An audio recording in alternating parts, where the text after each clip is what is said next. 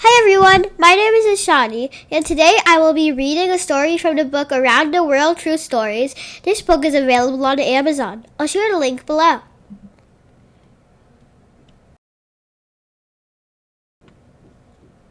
You can also find this story on Questy Kids app, where kids can learn exciting life lessons through stories and fun facts. Most importantly, it's a great free resource for kids 6 to 12 years.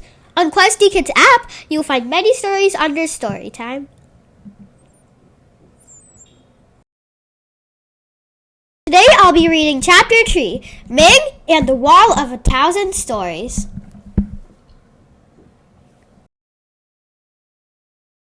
Ming's eyes widened with wonder as she stood at the foot of the Great Wall of China. The ancient stones rose above her like giant staircase, coiling across the green hills in the distance.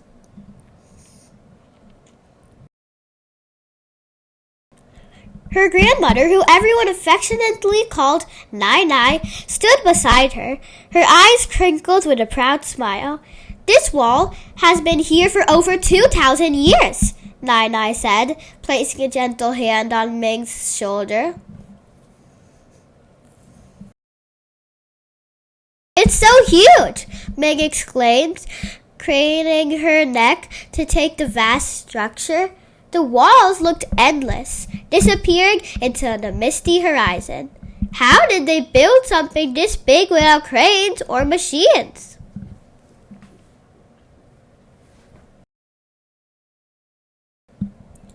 Nai Nai chuckled softly. It took millions of workers and many years. They didn't have the kind of machines we have now. They used simple tools, baskets, ropes, and most importantly, determination. Each stone was carried by hand, sometimes up steep mountains.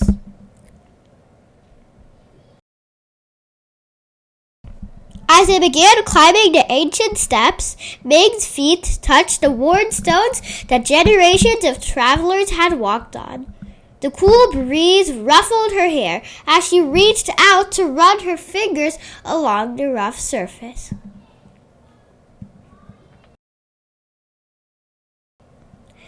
"It feels like touching history," she murmured.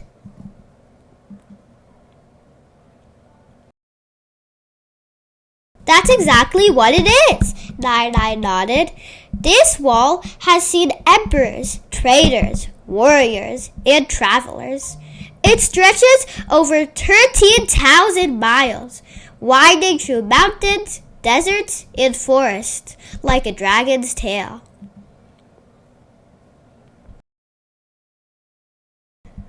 They paused to catch their breath at a turn where the wall dipped and rose again, like the waves on the sea.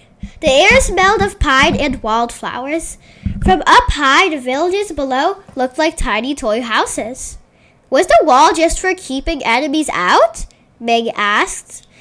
"Not only that," Nai Nai said. "The wall helped with trading too."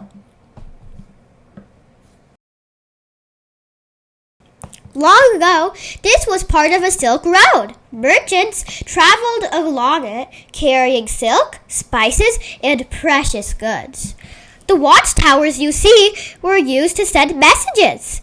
They used smoke signals during the day and fire beacons at night.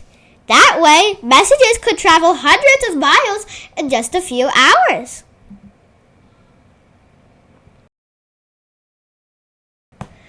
Ming's eyes sparkled. "That's like ancient texting." Nai Nai laughed. "Yes, in a way, but the messages were very simple, like danger ahead or reinforcements needed. Every watchtower had to be ready, just like teammates in a relay race."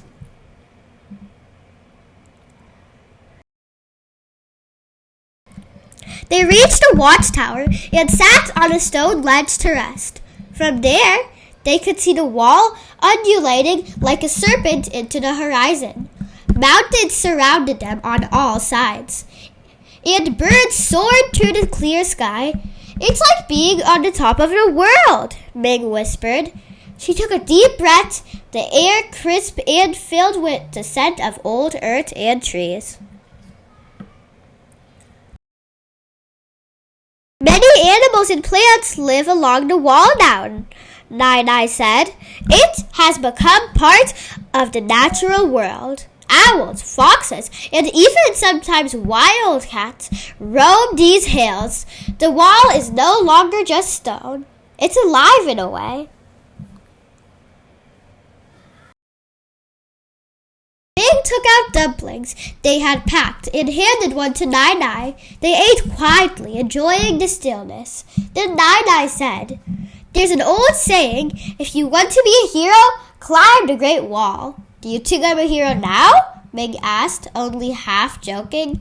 "Well," Nai said thoughtfully, "the real heroes are the ones who built it. Ordinary people working together, stone by stone, to build something greater than themselves. But yes, I think you are a hero too, for learning about it, respecting it, and carrying the story forward."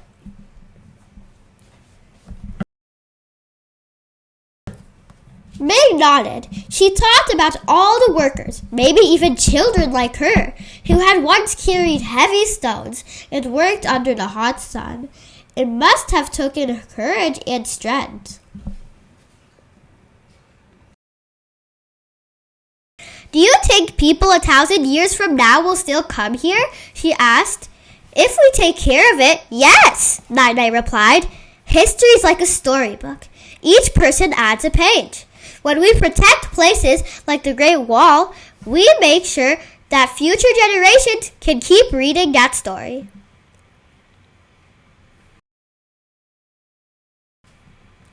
They stood and began their steps.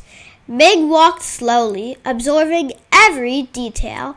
A tiny wildflower glowing between the stones caught her eye, and she smiled at the thought that life always finds a way. At the bottom, she spotted a small loose stone near the path. She picked it up gently. "I'm going to keep this to remember today," she said.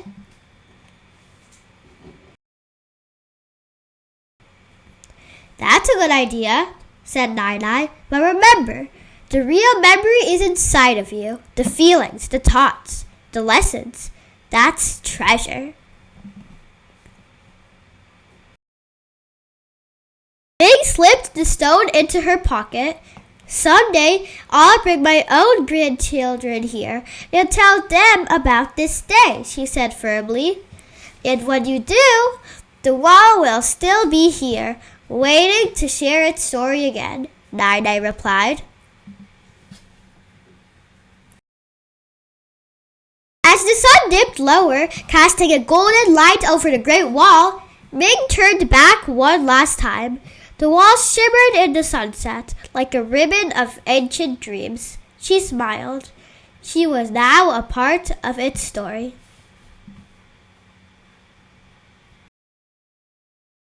Check out Questy Kids on Apple App Store and Google Play Store. Book Around the World True Stories, Chapter 3. Please like the video and subscribe to the channel. Bye!